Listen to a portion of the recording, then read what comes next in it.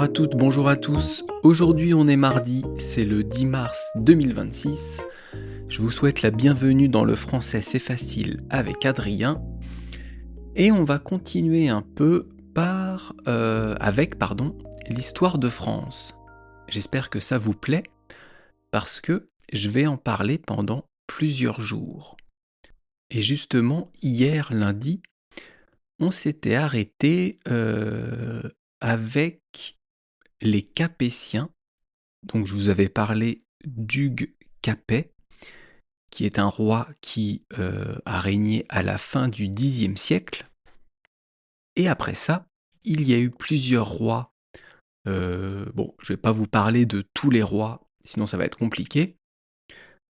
On arrive donc en 1180.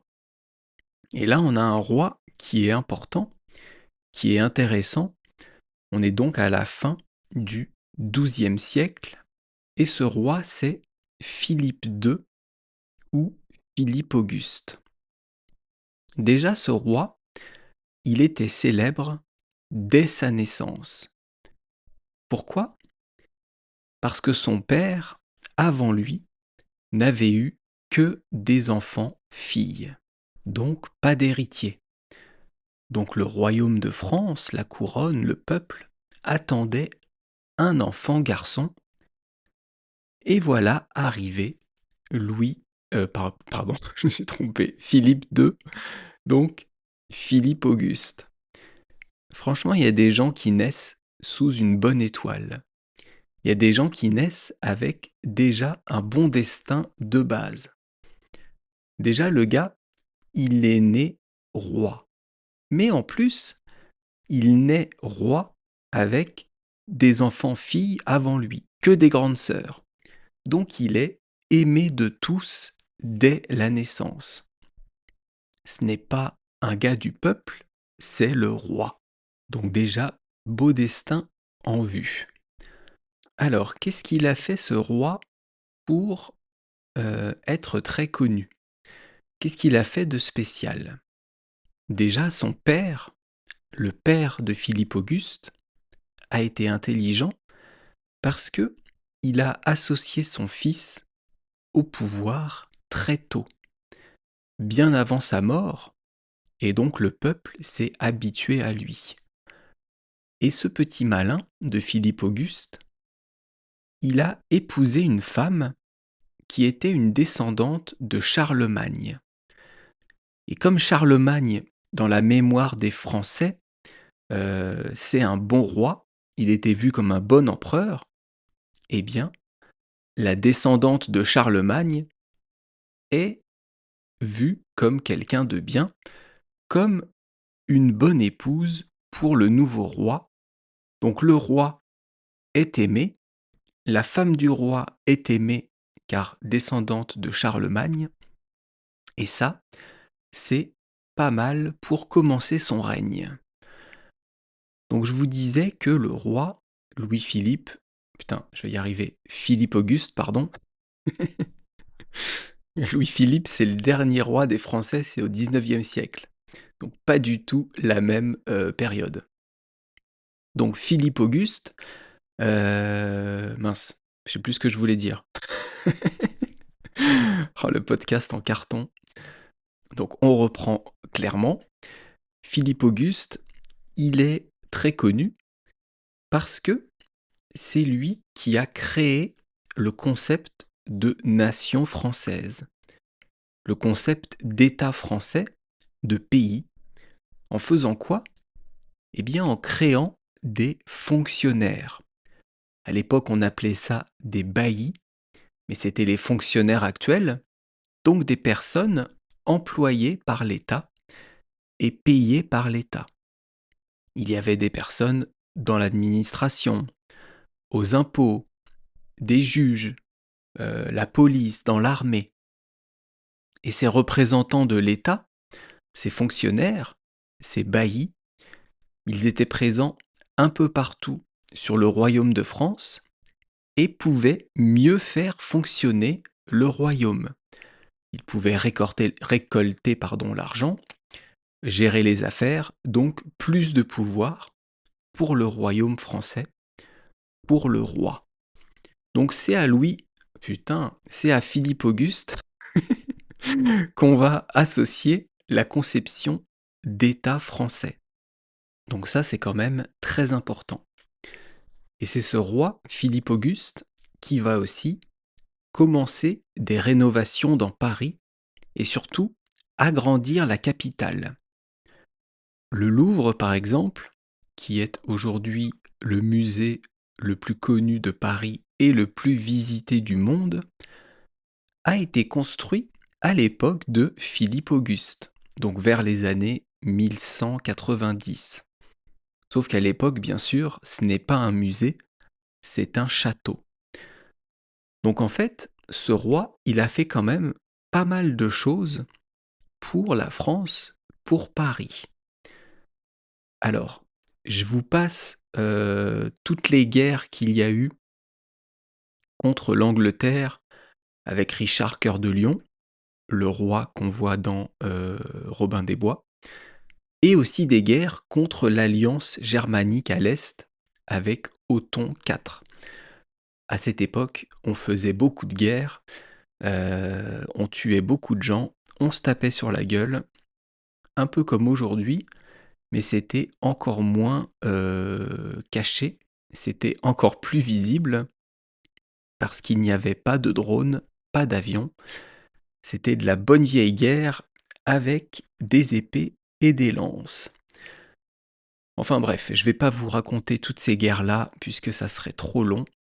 Je vais juste vous raconter une petite anecdote sur une guerre entre le royaume de France et une partie du sud de la France actuelle.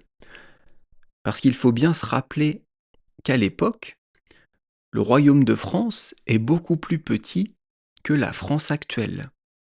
Il y a bien sûr Paris, une partie du nord de la France, une partie sous Paris, au sud, un peu à l'est, donc c'est beaucoup plus petit. Et à cette époque-là, il y a la ville de Toulouse, qui est dans le sud de la France actuelle, qui est une région, une ville et une région, dirigée par les Albigeois. Alors, je vous raconte en 2 mots. En fait, c'est une mouvance religieuse qui s'est séparée de l'Église catholique des années avant. Et le pape et l'Église catholique veulent détruire cette mouvance religieuse. À l'époque, le pape s'investissait beaucoup plus qu'aujourd'hui dans les conquêtes de royaumes, dans les guerres de religion. Et oui, déjà, il y avait des guerres de religion. De tous les temps, il y a eu des guerres de religion, malheureusement. Et donc le pape a demandé au roi de France, Philippe Auguste, d'aller conquérir Toulouse, d'aller faire la guerre aux Albigeois pour eh bien, détruire cette nouvelle religion, cette mouvance religieuse qui s'était séparée de l'Église catholique. Et en fait, cette guerre, d'abord, Philippe Auguste va la perdre, et après il va y avoir négociation après sa mort. Donc finalement, Toulouse et sa région vont être rattachés au royaume de France, mais en fait, la guerre de religion, ce n'était qu'un prétexte pour agrandir le territoire du royaume de France, pour agrandir le territoire français. Donc vous voyez que dans l'histoire de France et dans les histoires des autres pays et du monde, c'est toujours un peu les mêmes problèmes. Qui a le pouvoir? Comment la personne qui a le pouvoir va avoir encore plus de pouvoir? Comment on va agrandir son territoire? Comment on va protéger son territoire, protéger son pouvoir? Comment on va imposer sa religion aux autres? Et ça, c'était il y a 1000 ans. Un peu moins, allez, 900 ans. Donc les problématiques sont toujours les mêmes aujourd'hui. Je vous en ai déjà d'ailleurs parlé, un peu hier de ça et au fur et à mesure des années, vous allez voir qu'on retrouve toujours les mêmes problématiques, toujours les mêmes conflits, toujours les mêmes guerres. Enfin bref, on va pas changer la nature de l'homme. Demain, on continuera avec un roi qui s'appelle Louis IX, qu'on appelle aussi Saint Louis. C'est dans les années 1200-1300. Et ce roi, il est aussi assez important dans l'histoire de France. Donc je vous en parlerai demain et peut-être après qu'on passera à un autre roi. On va avancer un peu dans le temps parce que sinon, on n'a pas fini de parler d'histoire de France et on y est encore dans un an. Et tout de suite, on passe à l'expression du jour, grand bien leur face. Alors cette expression, elle est un peu particulière. Pourquoi?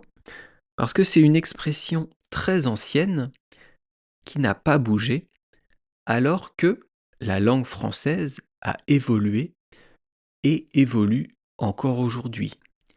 Il y a des mots tous les ans qui apparaissent dans le dictionnaire et d'autres qui disparaissent. C'est ça qui fait une langue vivante, mais cette expression, grand bien leur face, elle a une formule grammaticale, une tournure de phrase qui est assez ancienne. Déjà, l'adjectif grand au début, je ne sais pas si vous avez remarqué, mais il n'a pas d'article. D'habitude, quand on parle de quelque chose de grand, on dit une grande maison, le grand vélo, un grand homme, une grande lampe par exemple. Mais là, il n'y a pas d'article. Donc ça déjà, c'est assez rare et ça montre que c'est quelque chose d'ancien. Après, on a le mot bien. C'est le deuxième mot de l'expression et c'est même un grand bien. Donc ici, le bien, il renvoie à quelque chose de bon, une bonne chose, une chose positive. Ensuite, le troisième mot, c'est leur. Ici, c'est un pronom personnel, ça renvoie aux personnes dont on parle. C'est une expression qui est générale, donc on peut parler de certaines personnes ou d'autres. Eh bien, le leur ici, il renvoie à ces personnes, il fait référence à ces personnes. Et enfin, on a le mot face.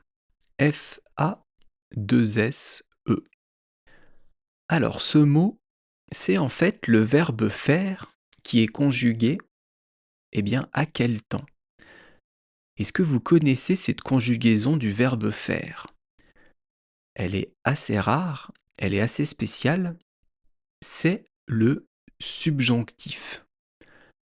Alors, je ne sais plus si je vous ai déjà parlé du subjonctif. Je crois pas. Oh, peut-être, il y a plusieurs mois quand je vous ai parlé des temps en français. Je ne vais pas vous faire un cours sur le subjonctif aujourd'hui, mais en gros, ici, il est employé seul. Il n'y a que le subjonctif dans la phrase. Donc ça peut être plusieurs choses. Ça peut être un ordre, ça peut être un souhait, quelque chose qu'on désire, ou bien de l'étonnement.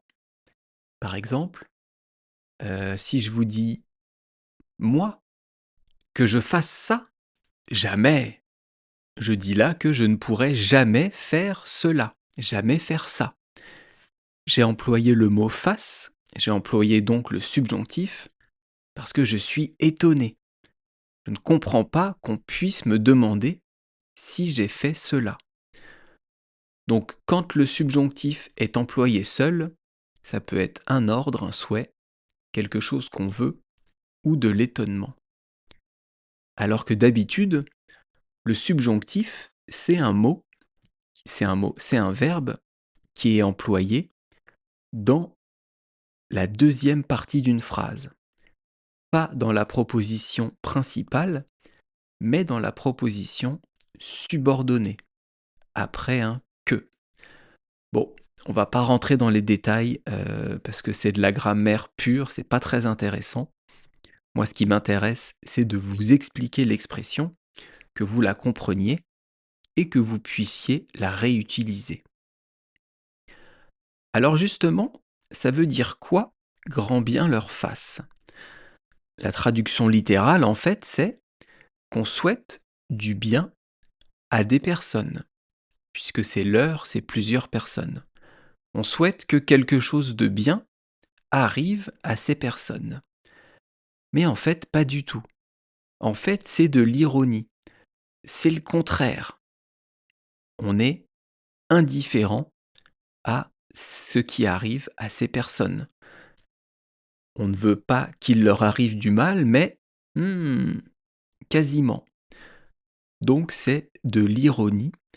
On manipule beaucoup l'ironie en français et en anglais d'ailleurs, on adore ça. Donc quand on dit une chose, ça peut vouloir dire l'inverse.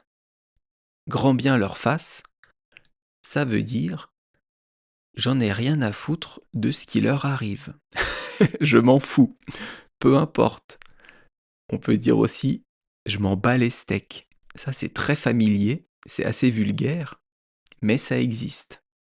Donc grand bien leur fasse, c'est utilisé quand on va parler d'autres personnes et qu'on va se dire en fait qu'on est indifférent à ce qui leur arrive. On s'en fiche, on s'en fout.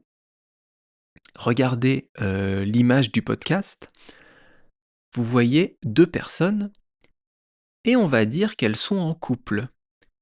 Et une des deux personnes, eh bien, c'est votre ex.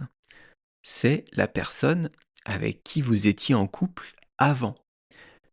Et donc vous apprenez que votre ex-copine, que votre ex-compagne est en couple avec une autre personne. Eh bien vous dites grand bien leur fasse. Ça veut dire qu'il leur arrive le meilleur. Mais en fait c'est le contraire que vous dites. C'est j'en ai rien à faire de ce qui leur arrive, j'en ai rien à faire de ce que fait cette personne, mon ex-compagne, qu'elle fasse ce qu'elle veut, ça m'est égal. En fait, c'est quelque chose qui n'est pas très gentil. Quand on utilise grand bien leur face, c'est vraiment ironique, c'est vraiment du rejet, c'est vraiment peu importe ce qui arrive à ces personnes, ça m'est égal. Est-ce que vous avez compris? Est-ce que c'est clair pour vous?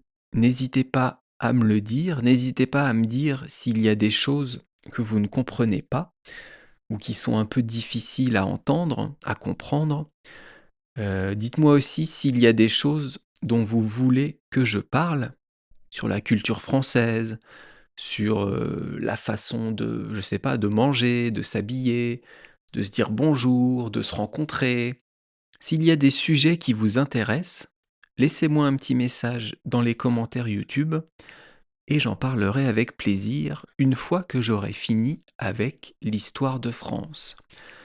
Demain, on fait une nouvelle expression française, en avoir gros sur la patate, et on parle donc de Louis IX, qu'on appelle Saint Louis, qui est un descendant de Philippe Auguste, du roi dont on a parlé aujourd'hui.